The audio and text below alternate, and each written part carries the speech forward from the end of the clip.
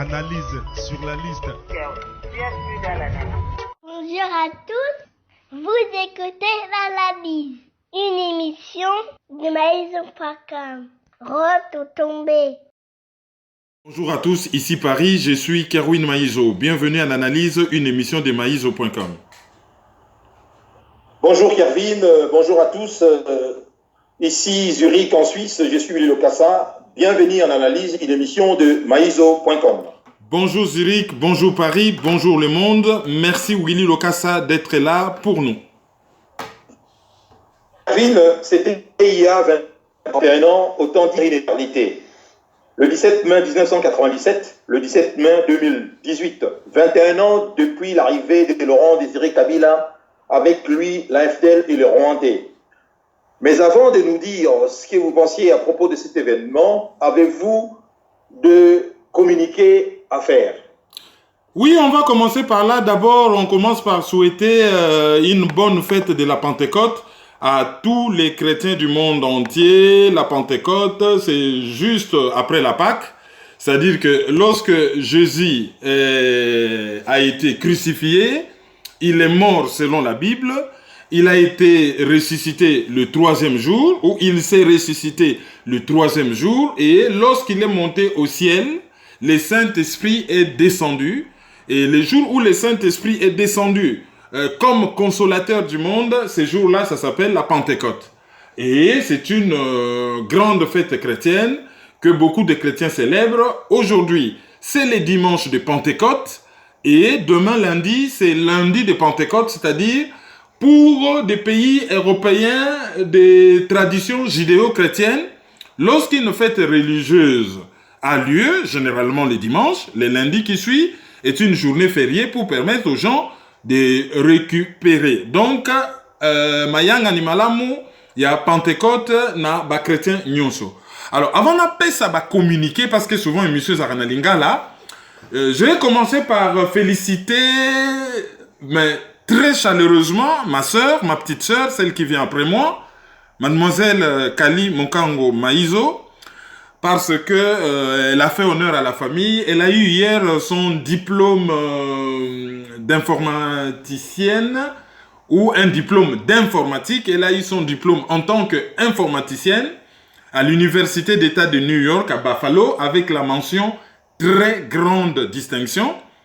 Et de toutes les façons, c'est quelqu'un de très intelligente, de complet, sportif accompli. À l'examen d'État, elle a étudié dans une école où promotion na bango bazalaka 15. Bah les premiers bazalaka 81%, bah les derniers bazalaka 79%. Les alliés instituts ça dit ça na yakikwit. Donc bazalaka bah les premiers bazalaka 81%, bah les derniers bazalaka 79%. Et après les rasali cursus na chimiste abetiango nyonso tout. Il y a biologiste chimiste abetiango nyonso tout na distinction. Et na États-Unis abeti cursus universitaire nyonso na très grande distinction. D'ailleurs, hein, bateau yo bayebi bako des États-Unis, il suffit à la couleur ya toge. Bon mon nakaka ke bateau basana ba point un peu anormal. Toge na bango eza na symbole oyo eza na ba toge ya bato nyonso te. Alors, pour cet honneur rendu à la famille, nous voudrions te remercier, te féliciter et te remercier pour na soutien munene aux alakana yango na famille, na activité na biso nyonso, notamment ngai mutu na joie ba risque ya kozala na discours politique moko clair et sans hypocrisie. Je crois que s'il y a une personne dans la famille qui me soutient, d'ailleurs famille Mobimba, généralement aux alaka solidaire, je vais dire un peu plus que les autres. Yo soutenaka biso makasi na émission oyo. Donc merci mingi et toutes nos félicitations. Alors le diplôme, oui. J'aimerais aussi se joindre en ayo pour que j'avais suivi en direct cet événement à Buffalo.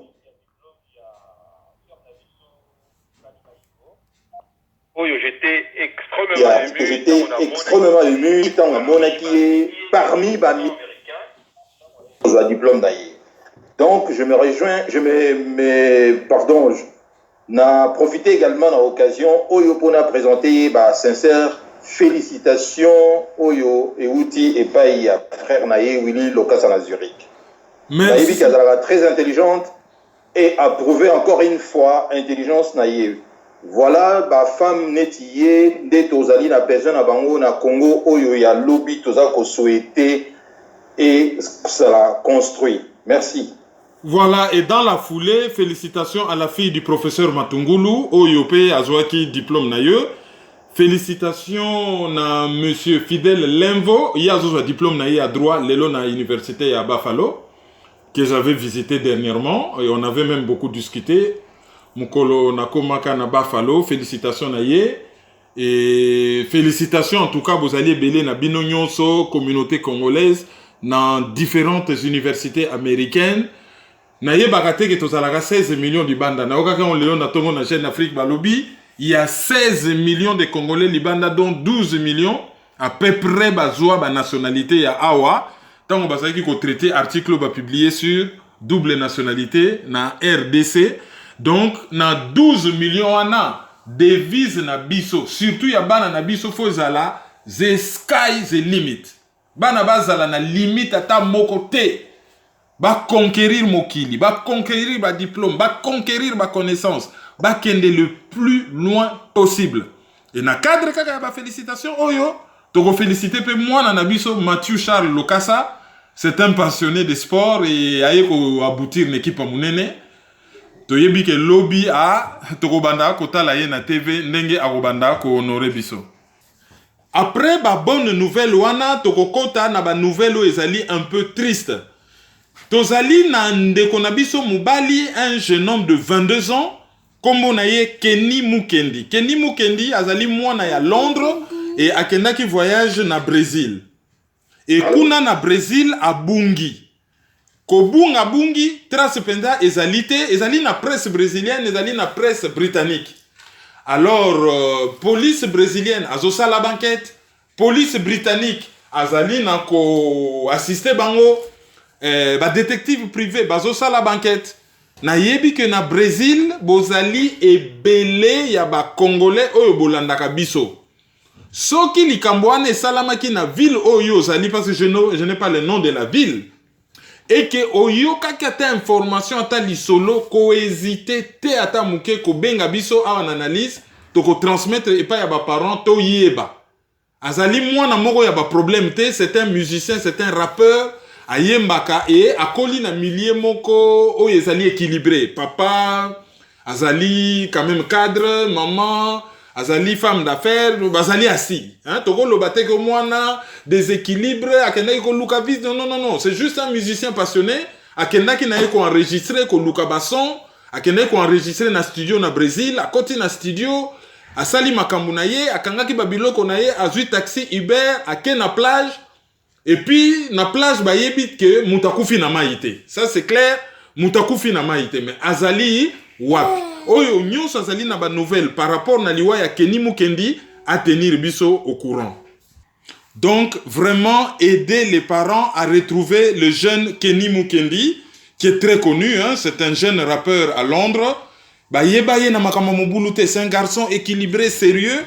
Akenda ki na ye ko enregistrer na ba studio na Brésil, oyebi kaka bango ba chercheur hein ko luka mo ba son misusu, ba sonorité misusu et puis bon, tilelo ça fait 2 semaines, un peu plus, porté disparu sans trace.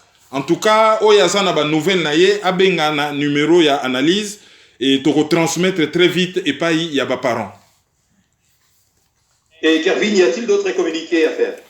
Oui, on a un deuxième communiqué. Bon, wana ezali na cadre ya ba injustice oyo tozo vivre mikolo yo awa na poto. Toka ki batu ba sepeli makasi mariage babali cartoron métis babali mutu mwindu boye na boye. En tout cas, wana c'est juste l'arbre qui cache la forêt. Hein, batu ba bosa na te que tozali victime ya racisme un peu partout dans le monde, bien que tozali vraiment ba patron à l'origine. Il y a histoire ya mokili mais biso ba noir tozali victime ya racisme makasi. To monaki makambu ya Naomi Musenga ndenge zo continuer. Hein, to monaki ndenge nini mutakoki kokufa dans un pays développé pour abengi ba services sociaux, ba services d'urgence pardon. Hein, donc et batwana ba yete Et tout le monde même article dans Le Monde au bazolo ba que bon batu ba menasaki ba hôtesse de mort moko kuta déménager mais il s'est fait que zalaki bangote bazali ba victime. Alors nous on ne sait pas ce qui se passe. Est-ce que batu oyo ba menasaki zalaki bango zalaki bangote ba nani ba menasaki bango en tout cas toyebite ce que zali vraiment ba véritable hôtesse il y a service d'appel il y a médecine d'urgence SAMU oyo ba menasaki zalaki réel ou ba o ba menasaki zalaki bangote. Pourquoi menacer aussi longtemps qu'il y a un dossier de justice? Bon, tout ça c'est compliqué. Alors, comme les malheurs n'arrivent jamais seuls, pour tout le balikambo on ezaki likambo moko panafricain. Tout le monde qui na Strasbourg, bazo manifester, bazalaki ya ba africain ya partout, ba tchadien, ba gabonais, ba camerounais, ba congolais ya Brazza, ba ivoirien, ba sénégalais parce que ba yebi que étalé libiso. Na Belgique likambo moko euti ko salama d'ailleurs na kolobango volontairement en français après le dossier Naomi Musenga pardon parce que je connais une Naomi Mukenga c'est ainsi que je parle de Mukenga au lieu de parler de Musenga dont je connais assez bien le papa. Il y a un dossier malheureux il y a un jeune Moïse Lamine Bangoura qui est mort en Belgique et apparemment tabassé par la police. Alors, Moïse Lamine Bangoura a 27 ans. Il habite à Rousselard. Rousselard, c'est pas très loin de Mechelen. Il habitait d'ailleurs sur Meisenstrasse numéro 17. Alors, c'est le fils de Jean-Pierre Bangoura et de Marthe Molimono. Et les parents habitaient ou habitent à Tuzel. Tuzel, c'est à côté de Willebroek. Alors, les 7 mai, le monsieur avait une dette. Alors, le huissier débarque chez lui pour réclamer cette dette. Donc, le huissier débarque chez lui pour réclamer une dette. Et le jeune Lamine Bangoura, Moïse Lamine Bangoura résiste. Donc, le huissier appelle la police. Apparemment, selon les récits des parents, il aurait été tabassé. Et lorsqu'on l'a amené à l'hôpital, il est mort. Alors, maintenant, on empêche les parents de voir déjà les corps, dans un premier temps. Ensuite, on les empêche d'ouvrir les cercueils. On les a conseillé vivement de ne pas ramener le cercueil à Conakry. Il faut l'enterrer en Belgique. Mais en Belgique, il ne faut pas ouvrir les linceuils. Bon, ils l'ont mis en bière sans que les parents ne voient. Si la police n'a rien à cacher, pourquoi la police est-elle mal à l'aise? Pourquoi il ne faut pas regarder? Pourquoi ci? Pourquoi ça? Parce que l'affaire, c'est simple. Monsieur avait une dette. Il résiste au huissier. Le huissier appelle la police et la police le brutalise et la mort s'ensuit. Donc il faut une enquête digne de ce nom. Il faut que les gens se lèvent contre ce genre de choses. La police belge commence à briller pour sa violence. Tantôt dans les expulsions, tantôt la police belge brille pour sa violence comme pas possible. Dernièrement, j'ai été choqué de voir par exemple que les Congolais sont allés manifester devant la résidence du général Raous. Ils arrivent là-bas devant cette résidence et qu'est-ce qu'ils voient? Un dispositif policier mais impressionnant. Ce qu'ils ont fait, c'est bien. Il faut cibler ces gens, commencer à dénoncer, dire aux voisins, voilà, c'est des criminels qui sèment la pagaille au Congo, les chaos, et ils viennent se réfugier ici. Ils ont officiellement des petits salaires, mais achètent des grosses villas en Europe où ils se mettent en sécurité. Donc cette manifestation, c'était bien. Mais l'injustice, ce qui est arrivé à Moïse Lamine Bangoura, peut vous arriver aussi. Namoukousse.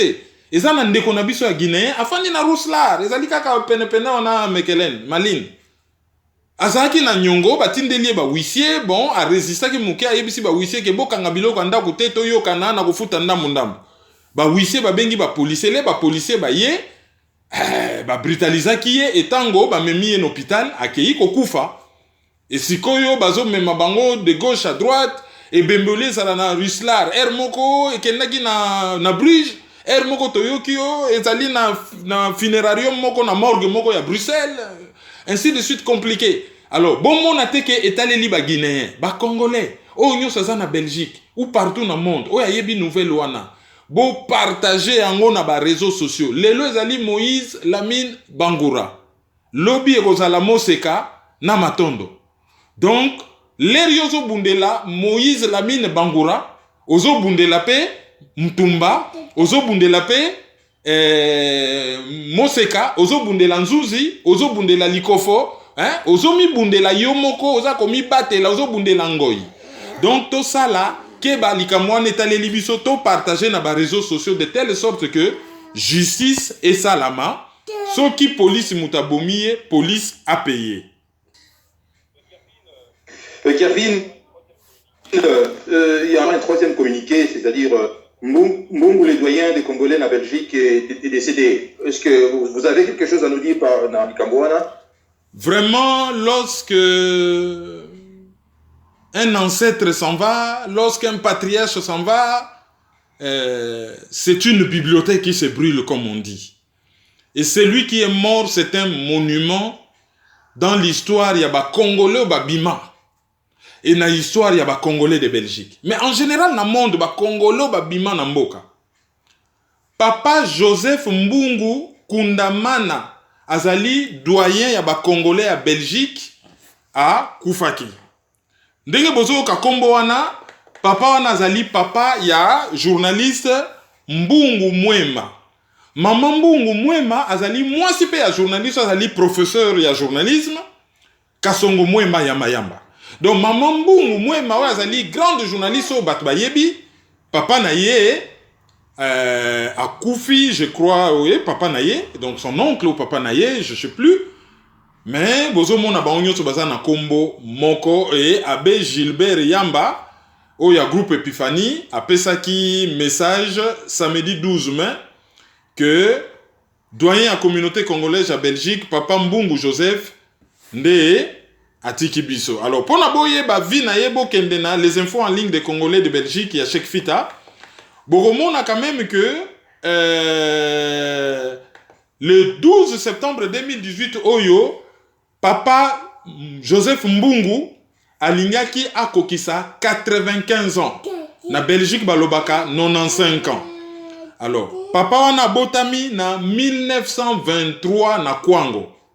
Na 1956 na intellectuel misusu a créé revue Présence congolaise. Oyeye bana makasi ba créaka revue en 1958 avec Lumumba na 1958. Alors na Lumumba et puis batumisusu bangonde ba créa Mouvement National Congolais MNC.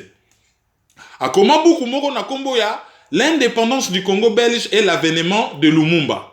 Ils allaient publier na édition L'Harmattan awa na France na 2008.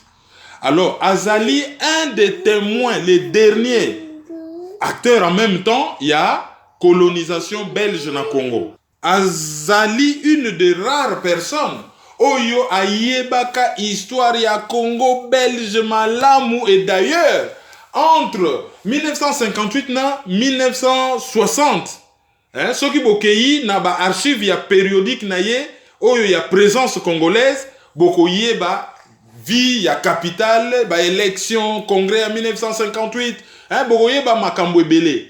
Papa Joseph Mbungu, c'est vraiment un monument. Alors, na Belgique, tu perds des monuments. Tu perds qui Moutalibosa Fongolaka boutique, na galerie ya XL ya Matonge. Yepe mutape sango kombo Matonge quartier wana. Akina ikokufa na Kinshasa. Siko tu perds papa Joseph Mbungu. Donc, na famille nyonso, ya Kasongo Mwema, ya maman Mbungu Mwema. Tozui bana nyonso bazé belé. Nakoki kotanga par exemple Alice Ndaya Bidimbu. Ye azali na bonne, je crois. Voilà. Bakoko bazé belé. Nanayebi bango belé un peu partout.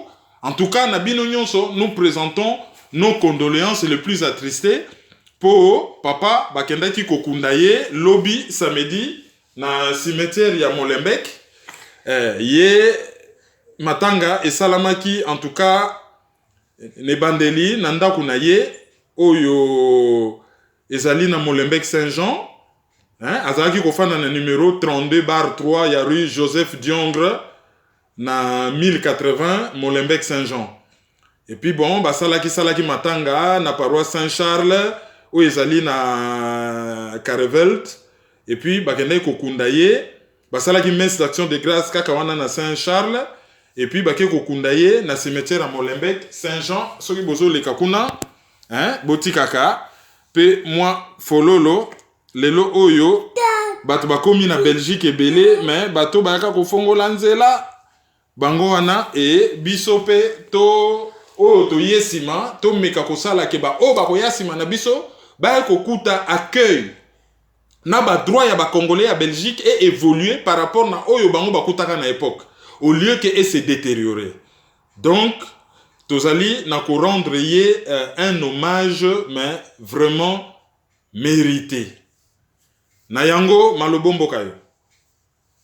Un hommage mérité à Papa Joseph Mbungu à travers Ngai Bana Zurich Nyoso, profiter également d'analyse, occasion analyse et Pessipiso. To souhaiter condoléances, to présenter condoléances Nabiso na famille à Papa Joseph Mbungu. Que la paix du Seigneur est à Nabango dans un moment si difficile Oyo Bazali ko traversé. Maintenant Kervin, revenons à un sujet où il y a Liboso, il y a anniversaire, il y a le 17 mai 1997, arrivé à Laurent Désiré Kabila, avec lui l'AFDL et le Rwandais. Comment est-ce que vous allez co-analyser 21e anniversaire Oyo et Ndengenini Yo, vous allez comment on a avenir maintenant? En tout cas, banda le 17 mai 1997, le 17 mai 2018, 21 ans, il y a Oyo, Palestinien, Bengaka, la Nakba, la catastrophe. Mukolo Oyo afde la bandaka guerre na ye. Batuba yinaka tellement Mobutu ke slogan na Kinshasa komaki kaka vraiment tato yo akende ata mbwa biso tokondima. Biso batuto ngai to meka koloba tolobi bon tata yo akende d'accord. Mais système peut ekende. Pour ceux qui kaka bo longoli mbwa ya zamba ya mboka bokamati kaka mbwa bobengani. Mais bobengi lu mbwa ya zamba. Mbwa ya zamba akoya kosala mabe koleka kutu mbwa ya mboka. Engi koloba teke mbwa ya mboka tikala. Mais engi koloba ke soki mbwa ya mboka longwe au moins azala remplacé par meme. Oyo boyebi ke akobotela bino ba meme misusu boyebi ke mukoloboza na nzala bokoki komela miliki na ye boyebi ke mukoloboza na feti bokoki kolia misuni po akobota ba meme misusu. Mais bato ba préféré balobi non. Problème ezali alternative te. Biso problème na biso ezali alternance. C'est-à-dire que lié nzela mususu pese mela biso o tokoki kobika bato balingi kaka changement esalama ezala ya mabe ezala ya malamu to lingi changement. Batuwa na tango bayaki na prometa bino mbaloyo na ba technicien ya maizo.com tozali na ko numériser ba son ya époque wana parce que na salaka ba son notamment na émission La Marche du siècle ya Kavada na France 3 na salaka ba son na RFI et tozana ko numériser ba son wana to tchela bino to prévenaka déjà batu to yebisaka batu ke Laurent Désiré Kabila ba o baza sima na ye baza ba Rwandais e ko suka mabe e na yebisaka batu na lobby pona aya kokota facilement ezali pona opposition wana kati ya mboka esekuaki déjà kokotier l'air bango ba yekaka batutani na nzete kokoti ekwei. Mais à reconnaître opposition, on a travaillé na Tshisekedi, tokoki kokende liboso. Et ça la makandenge wanate, oya biso ezalaka basoué to lobaka na radio, et ça la makandenge wanate, toye koko ya na catastrophe. Depuis 21 ans tokomi wapi. 21 ans toyebi génocide. 21 ans toyebi ba guerre. 21 ans toyebi violation énorme ya droit de l'homme. 21 ans, toyebi ba détournement. 21 ans, toyebi dépaissage à pays. 21 ans, toyebi ba faux pseudo 500 chantiers. 21 ans, toyeko découvrir nzala oyo ya suka, mbindo oyo ya suka, humiliation oyo ya suka. 21 ans, ba chosifier biso. 21 ans, ba rendre biso presque ba animaux. 21 ans, babomi structure oyo to bengaka famille. 21 ans de malheur. 21 ans de misère. 21 ans de guerre. 21 ans d'assassinat. 21 ans d'occupation. Mboka est commis occupé par ba étrangers. Mboka ezali confisqué. Ba palestinien ba bengani bango na mboka na bango, ba zui ba occupé mabele na bango, ndamba ba palestinien ba tikali bazo bengango la grande nakba, la catastrophe. Mais oya biso to luka kombo mo na lingala to pesa yango po à part Holocauste congolais, o tozo vivre ezali pire qu'une catastrophe. Oya biso ku teza ba congolais te ezali ezo concerner l'humanité. Po oyo bazo sala biso ezali crime de guerre, ezali crime contre l'humanité. Ba oyo ba gera ki liboso ba gérer mabe. Batu ba baye bango, batu ba lembi bango.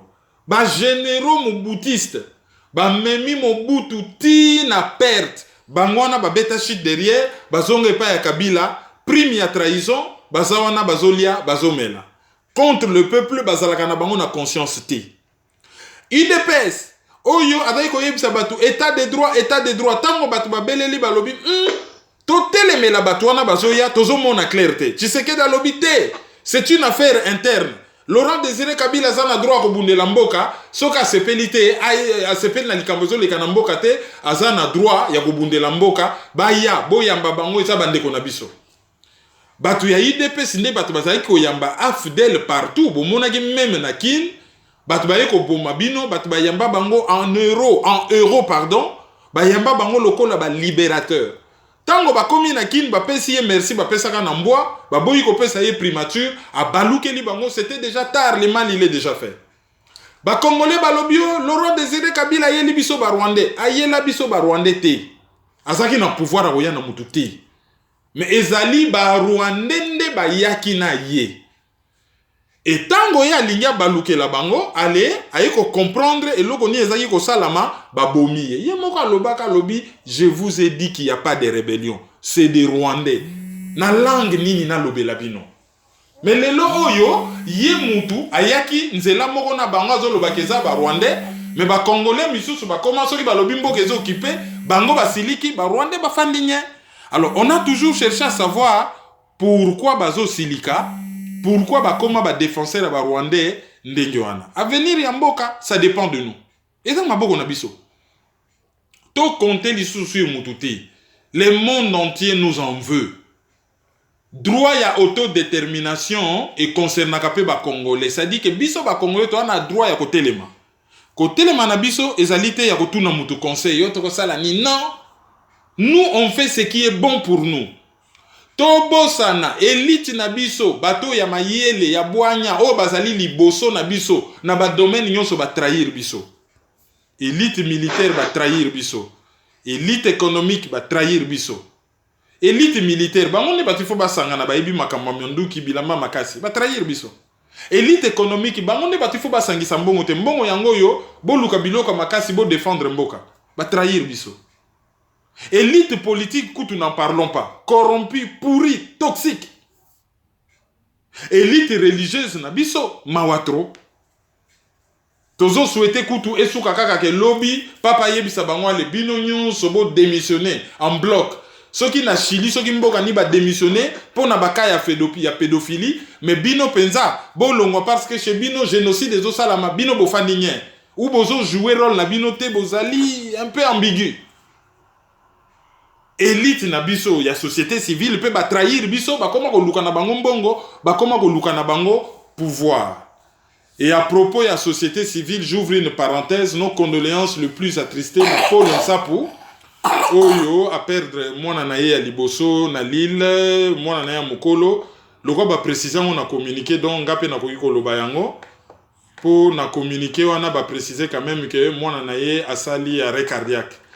Donc à perdre grande fille naïe, à perdre vraiment grande fille naïe, yé azali un des défenseurs des droits de l'homme, donc il faudrait vraiment assister parce que oyo azo vivre ezali quand même très grave et moi na kombo ezali kutu, je vous donne le nom. Na fongoli juste une parenthèse là nazo parler sur l'élite société civile, hein. Kombo ya mwana ezali Sandra Mbombonsap Donc à Koufaki le 19 mai à 10h l'hôpital à Lille à Salaki un arrêt cardiaque. Donc ceux qui vont présenter ma condoléance bobenga pour le sapu na numéro de téléphone naie Oyo ezali na chaque fita news. Donc nos condoléances le plus attristé. Donc ba trahir biso. Le kola ba trahir biso, il faut une nouvelle génération. Il y a ba jeune oyo bazo kola libanda na kati. To sangana main dans la main, nous pouvons faire quelque chose pour ces pays et tokoki ko étonner mokili. Ceux qui biso tozali génération sacrifiée, nous n'avons pas droit à l'erreur. Toza na droit kotike là-bas oyo bazo ya sima. Un morceau ya Congo te oyo ekozala balkanisé oyo ekozala humilié par un pays étranger.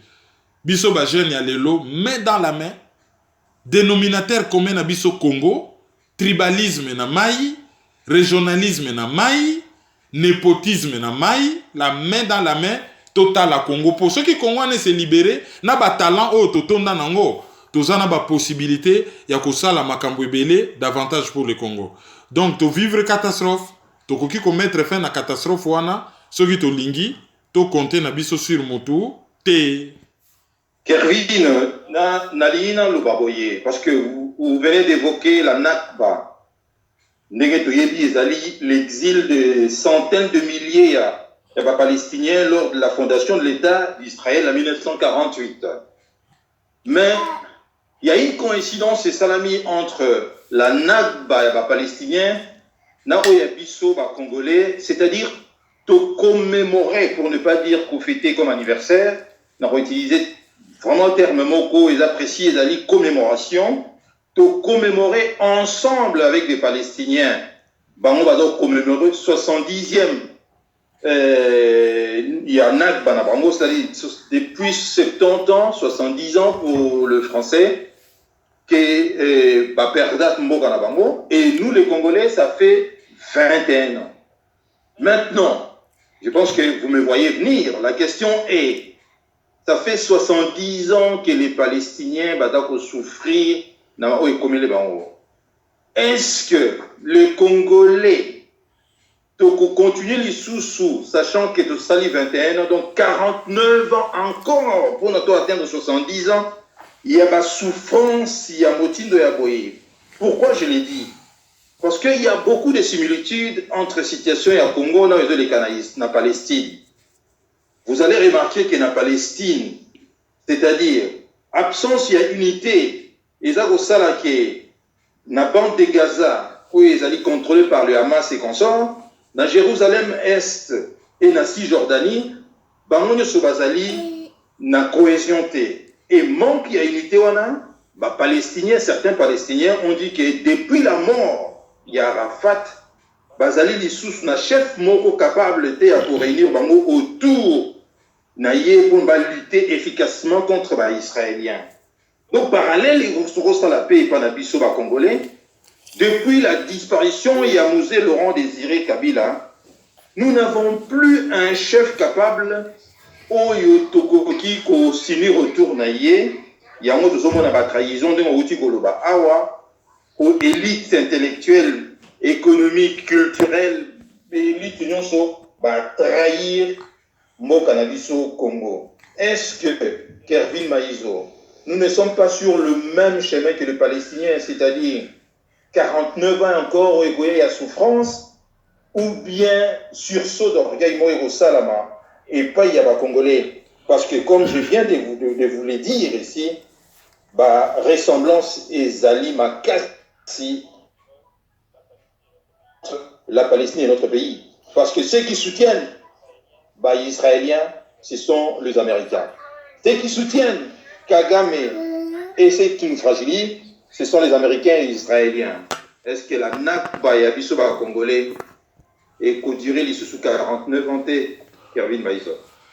Ben, déjà, na basimilti nous allons établir, il faut na ça la moins précision, moko na lutte na besoin de tout ça là. Batu bakoma ko lobaso mutazo bunda libando kendo bunda na terrain. Yasser Arafat azalaka très efficace. Tango azalaka na Tunis libanda. Tango ake ko bunda na terrain asuka wapi? Asuka na liwa, ba soupçonnaka même que empoisonné na polonium. Asuka na liwa. Tango ake ko bunda na terrain. Bato bazali ko bunda na terrain ezalaki nani? Ezalaki Hamas qui a créé Hamas, ils ont dit service à renseignement israélien. Ici, Yazali radical. Moutazo Bundela Mboka Neme Balobio Yazali radical. Ate Yazali radical, Yaza bien été, Bino Bo Bunda wana terrain, Bo Kabaka Mwa Baloso, Bo Sala Mwa Ba dispensaire, Bino lutte na Bino social, Omuna Wapi, Ozo Bunda na Mutu, Ya komiko dicté yo, Ndenge nini, Okoki, Ko Bunda. Ndenge nini, Yo Koki, Ko Bunda. Ezalakate Mutu, Ayebisa yo, Yozo Bunda, Ndenge nini Okoki, Ko Bunda. Bango kutu po bazalaka ndenge bango bazalaka ke Hamas e balukeli Israël. Mais Hamas ezalaka créé par Israël. Ndenge biso tozana opposition d'accompagnement moko bidon oyo ekoki même pas ko balukela bato ba créer bango lokola Hamas. Ke lobi ba loba ke bon ba créer ki biso meto telemini bango rien. Bazo continuer corruption. Chaque peuple a sa histoire na ye. Chaque peuple a sa relief na ye, place azo vivre, environnement na ye. Environnement na biso ezali différent. Les Palestiniens sont à 80 millions. Ils sont un grand pays. Ils sont dans une région tropicale. Ils sont dans une région humide. Peuple wana ndenge babangi sa biso ka na cinéma. Oh balonga ba guerre. Guerre nini baganya. Rambo c'est au cinéma. Guerre à Vietnam bango bat ba perda ki yango. Tozali na ba ressources ya ko faire perdre bango guerre.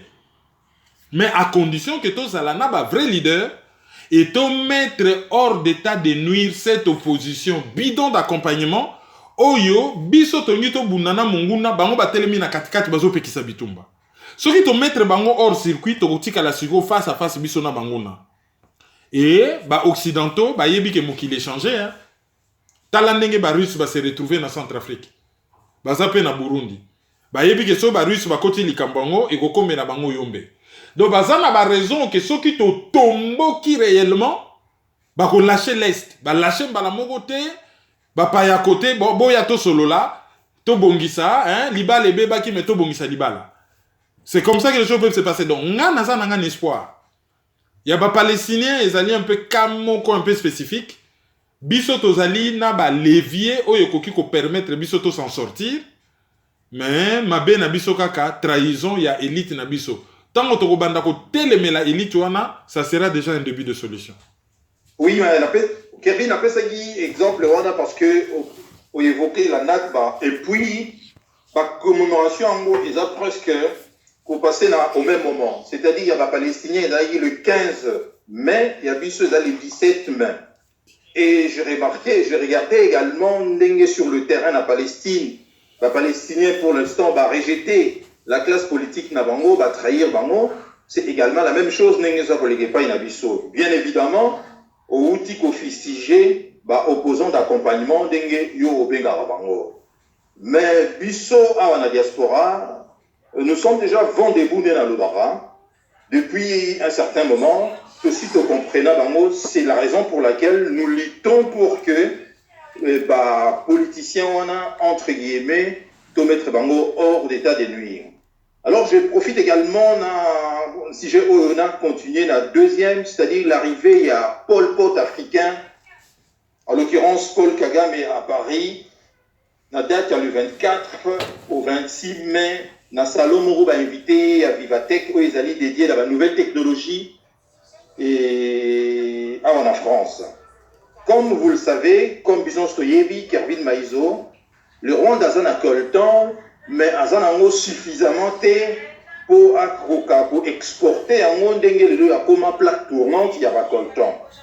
Vous voyez très bien que nous sommes à la biso et bah minerais stratégiques qu'on a oyo comme coltan font partie et ali en monde des autres ça qui est à la biso et au centre il y a ba guerre nous sommes toujours vivre les lots. Et également, 80% de la réserve mondiale, il y a coltan et dans la Morabiso. Maintenant, Kervin, qu'est-ce que vous pouvez dire aux Congolais d'arriver, il y a Pol Pot africain au nom de Paul Kagame à Paris? Ben, Paul Kagame a okomana à Paris du 23 au 26. Dans le salon Vivatech, ils allaient dans le centre des expos à Paris, bino soboye bio, ils allaient la foire à Paris, ils allaient dans la porte de Versailles. Terminus ya ligne 12 ya métro et bus ebele et sous Kakakuna notamment par exemple sauf erreur de ma part bus 80 et tramway mi balé kutu et sous Kakawana donc na porte de Versailles, Paul Kagame azoya na Paris, mercredi na Tongo, akozala na Élysée, ako déjeuner na Emmanuel Macron, et jeudi avant midi, ako déambuler na salon, na yoki ke ba groupe ebele bazo organiser ba manifestation, et ngai moko na assistaki par hasard na réunion, ya Apareko, l'RP, bango, pe balingi, basa la sit-in, basa na autorisation tout, basa la sit-in devant porte ya Versailles, pour na ba signifier na peuple français que Moutouana baroyuko yambayete. Parce que posons-nous la question, comment expliquer que ce peuple qui a combattu Hitler va accueillir Paul Kagame Oyo Azali équivalent à Hitler? C'est paradoxal. Paul Kagame a koutani 4 fois, genre 3 fois déjà na président Macron. Bakoutana aux États-Unis, bakoutana na Inde, bakoutana. Ba Congolais bazo réagir te.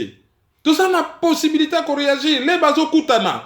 Congolais nyonso na France, comme la député na yo, même si vous na mukanda te mukolo kozwa mukanda, mukolo kozwa nationalité, quartier yo fandaka, mutu na kozwa la député na yo. Ayebi kozali un électeur potentiel.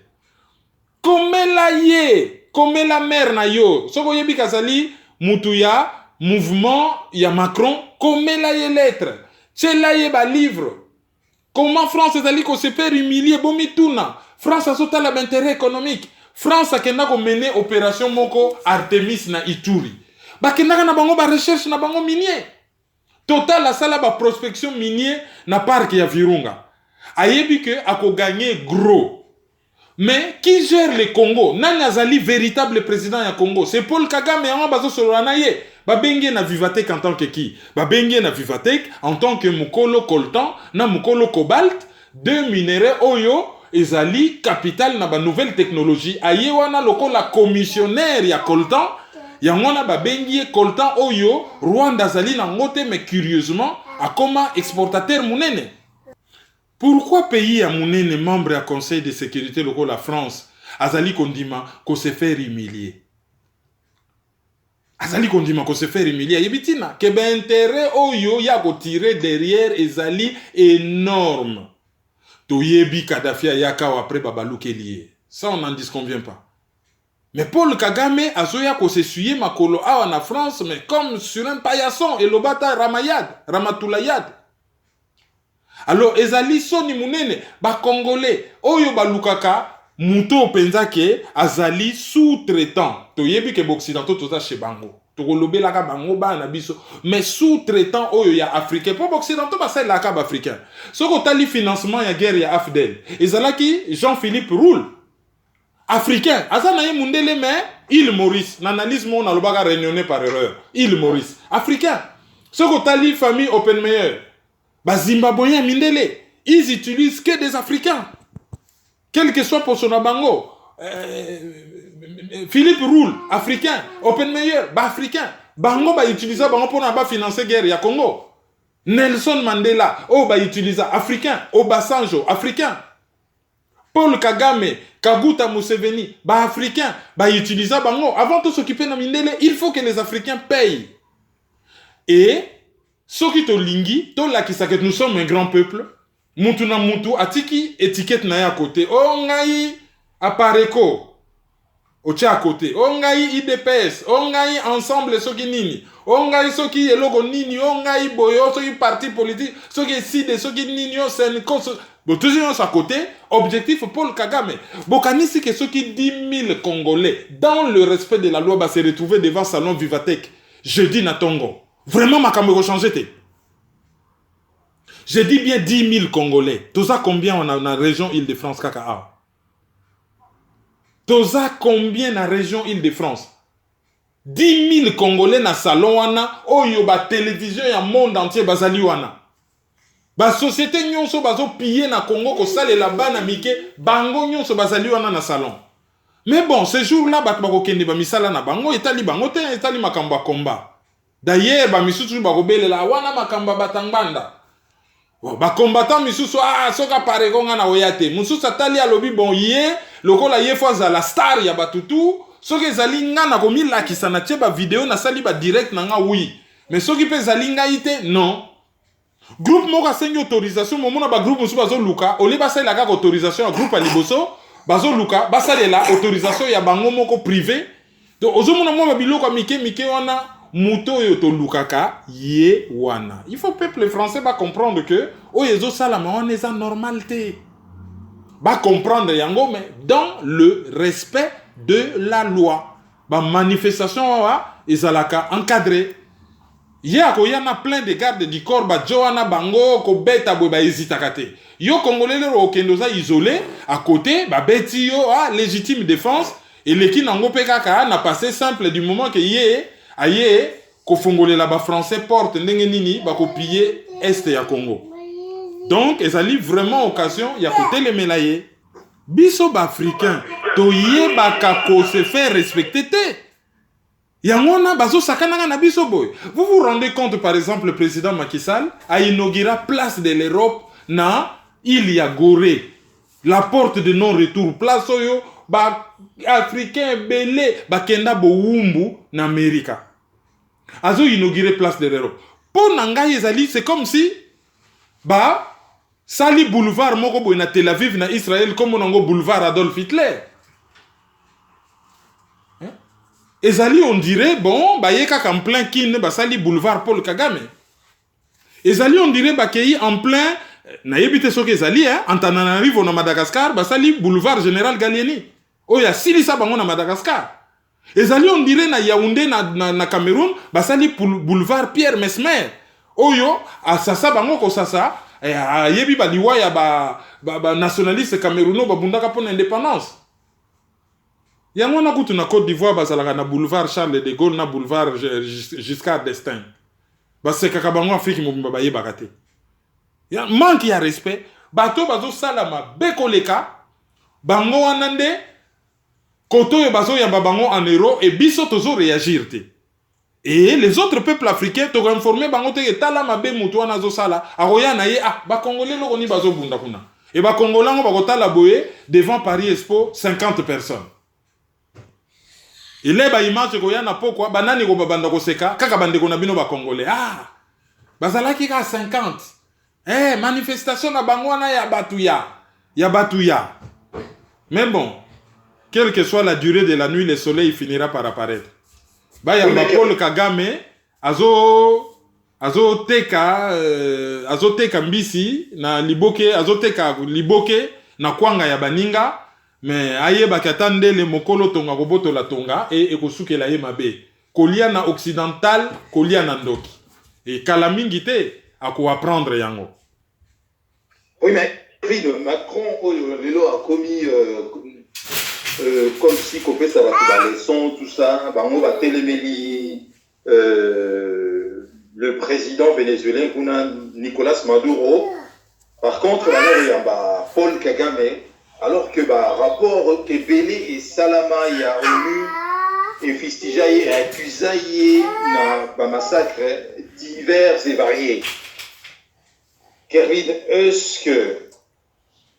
comment est-ce que tout le monde a traitement il y a information par rapport à l'élection où ils ont les Galelo na Venezuela? Oyo, il faut faire la télévision, oyo qui radio, c'est comme si le Satan réside dans Venezuela. Alors que le 24, Macron a resserré la main personnelle, il y a Satan africain, au Dobengi Pol Pot africain. Quelle est cette façon, cette indignation sélective? C'est comme si aujourd'hui le résultat économique est à justifier. Quand bien même pays qui est un résultat économique en haut, ils ont biaisé, ils ont tronqué tout ça. Mais aux yeux des peuples africains, ils considèrent Paul Kagame comme étant vraiment l'homme du siècle, quoi. C'est lui qui fait des miracles, tout ça. Or, Bissoto Yebike, miracle, on est allés assis sur le sang, il y a un Congolais. Alors, comment est-ce qu'on peut expliquer cette façon de traiter l'information des Occidentaux aujourd'hui? Oh, il y a démocratie, il y a droit de l'homme, il y a copé, ça va te valer son. Ezali manipulation et information. Oyebi guerre nyonso tuna mukili oyo ezalaka souvent na ba soubassement économique. Avant comme nango guerre militaire ya ba arme ezalaka d'abord guerre ya communication. oyo akoganye guerre ya communication yende akoganye guerre ya solo. Et oyo akoganye guerre ya solo yende mutu akoganye avantage économique. Et ça ni manipulation. Quand on nous présente l'Iran comme étant le pays le plus pourri, ce qui n'est Iran ezali Perse. Perse bazali une vieille civilisation. C'est un des rares pays où basala la élection régulièrement par Tuana. C'est un des rares pays où bazali na musulmans, chrétiens, tu à la fois Bahaï, même ceux le barake bazali persécutés, et puis musulmans. C'est un des rares pays où ezali na juifs et vivaka à l'aise et en paix. Et c'est barake juifs bazali na Iran. Mais tant l'année va présenter l'Arabie au Iran. Ce qu'on a dans ville ya Ispahan, na jardin suspendu nango. Mais c'est une des plus belles villes dans le monde. Au monde on va présenter l'Arabie au Yango. Et parlons des juifs en Iran, Kervin, la Katioté, il vaut mieux être juif en Iran que juif en Arabie Saoudite. Hein. Ah oui. Ah oui. Donc c'est de la manipulation. Batbalanda interview à Maduro en France 24. Il dit certaines vérités. Va présenter la biso Cuba. Le cola, c'est l'enfer. Or Cuba, c'est le plus grand taux d'alphabétisation en Amérique, peut-être dans le monde. Le plus grand taux d'accès à la médecine, peut-être dans le monde, peut-être en Amérique, malgré 50 ans d'embargo. Venezuela, c'est juste que Téléméli, capitaliste Amérique du Nord, Téléméli bango tellement que, allez, comme il y a bango, mais publicité, moko machiavélique, il y a salir bango. Balingi ko salir biso, bosotala na mariage à Prince Harry, roi ya Lesotho, monani na téléphone, voilà, le roi de Lesotho. Mboka na yeza na to ya prévalence ya sida ya koleka bamboka nyonso na monde. Quel rapport y avait-il entre présence na mariage? Commenter verse na yete. Lobeli mwasi na yete. Solo na ye beti sida, c'est-à-dire Lesotho égale sida. Vous vous rendez compte? Donc c'est de la manipulation de l'info totale à nini. Comment ça va bien à Bachar el-Assad, les régimes? C'est l'armée nationale et Syrie contre les terroristes fabriqués par les Occidentaux, les régimes. Ce n'est pas les régimes. C'est une armée qui se bat. Alors, ce qui est à se défendre contre les terroristes, les régimes. Répression, boy. Mais ce qui est armé à un pays démocratique et tiré sur les manifestés, qui a 60 morts, usage disproportionné de la force. Voilà, donc il y a une manipulation, il faut battre information entre les lignes. Oui, manipulation, parce que tous les aérois de l'époque, nous avons vécu cela. Donc, lorsque le maréchal Mobutu a commencé presque à fin à Naye, nous avons vécu manipulation, campagne médiatique et Zalaki, qui contre la radio mensonge, journaliste local, la Colette Brackman.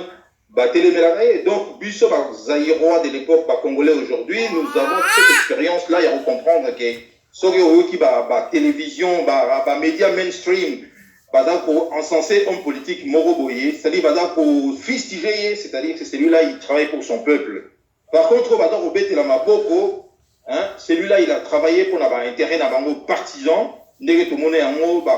Obama. Or, tout peuple africain a dit qu'Obama rien pour les Africains, bien au contraire, il a travaillé pour les intérêts, il va mettre Naye ou alors pour nous, les Africains, pour considérer Obama comme étant, il y a vraiment virgule moro, il y a l'histoire. Peut-être un autre président américain ou d'envoyer quelque chose pour la situation, il y a mort en Congo. Et je passe maintenant Kervin Maïzo. Na tournée à Félix Antoine Tshilombo Tshisekedi. Ça, c'est un autre cas qui est Kervin. Ouais. Un autre cas. Oui, salut, pardon, il y a quelque chose. Oui, juste que le bakeloko là, ça lit déjà plus de 50 minutes et que tu as des analyses week-end oyo. Toti ni kakawana na deuxième analyse, tu passes na biso auditeur du jour. Comme ça, deuxième analyse, tozo bana na tournée en Europe. Il y a président, il y a rassemblement, RASOP, président, il y a UDPS. Elle Tshisekedi, Félix Tshilombo Tshisekedi, tout ça on a deuxième analyse. Toi qui es auditeur du jour. Alors, auditeur du jour, il y a Lelo Kervin. Alors, auditeur du jour, Nabiso, il y a Liboso, il y a Lelo, Ezali, Madame Clémence Mbengi, Clémence Shaw, il y a Afandi na État ya Texas, na ville ya Dallas, à ça la paix émission, Clémence Shaw, Ezala qui d'ailleurs, anniversaire na ye. Auditeur du jour na biso ya mibale, anniversaire na ye ezali lelo. Kombo na ye Julien Lukoki. Julien Lukoki, ba yebiye na Facebook, aza na kombo moko Julux. Alors lelo ezali anniversaire na ye et na yebi ke akosouffler gâteau elongo na maman pour ye soka fandeli ordinateur, au mona maman zo boudé na coin. Alors maman Janice Lema lelo analyse et sangani biso nyonso équipe na ba auditeur tozo souhaiter papa heureux anniversaire et tolobi lambela ye fufu ya malonga ede ye na ko souffler bougie na ye et yebaka ke biso wa na analyse tozali po na kimia mabota tolingi bo landa analyse en famille bo tchena TV po na bolingo mboka ba parents bozo landa na bana elongo et non moko landi mususa fani un paye moko voilà. Donc maman Janice Lema ozali auditrice du jour na biso ya misato. Pona kosukisa auditeur du jour na biso ya suka ezali Joseph Papi Kouta, yé pas fêté anniversaire na il y a quelques jours. Azali un des auditeurs du jour na biso ya lelo. Alors dans ces cas, tu as donné la deuxième analyse, Kervin, et à bientôt alors. Merci, à bientôt. Juste qu'on rappelle moi ma contact et à site téléphone 0033 758 469 414. Ezali lika mobile ya France pour na ba oyo ba lingi ko chargeant na ba unité. Tozali na PayPal maizo@hotmail.com. Tozali pe na page Facebook Kerwin Maizo le panafricain. Administrateur azala qui un peu absent hein, bolimbisa bon mona qui un peu que bon makambo ezala ki ndengwana. Hein, namoni maman nabiso Marie-Josée Madragoul a se plaignant qui un peu parce que bon muta bloqué qui je crois publication na ye. Or en réalité biso to censura kata mutute même bateau ba finga biso baza na page wana. To censura ka mutute mais on est en train de mettre de l'ordre dans tout cela. Alors merci na CP la TV décodeur, merci na Debriefing Media Channel, merci na Congo Éveil Radio, merci na ccdp-rdc.com, merci na Bino Nyonso et à tout à l'heure pour la deuxième analyse. Au revoir. Au revoir Kervin. Au revoir Willy et puis Bolimbi Samouké pour na moi na aïko ça l'analyse na biso. Merci beaucoup. Merci beaucoup. Merci beaucoup pour tous les enfants.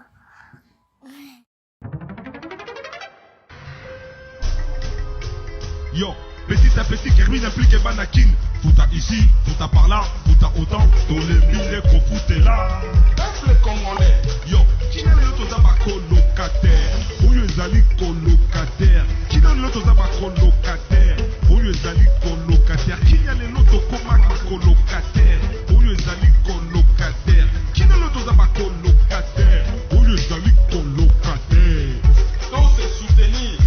Il faut lutter pour une nouvelle société. Mais pour la lutter, il faut que la arme et la vérité. Il y a justice. Totika le puta. Totika l'hypocrisie. L'Union africaine. Mboka ezoki na pasi, mboka ezoki na sans position, ba génération na biso pe ezokufa, ezoki na okufa sans position, sans solution. Mais nous vivons dans les pays un temps de confusion, d'obscurité, de désespoir. Mais nous savons qu'au plus profond de la nuit, l'aurore pointe déjà à l'horizon. Analyse sur la liste. Bienvenue dans la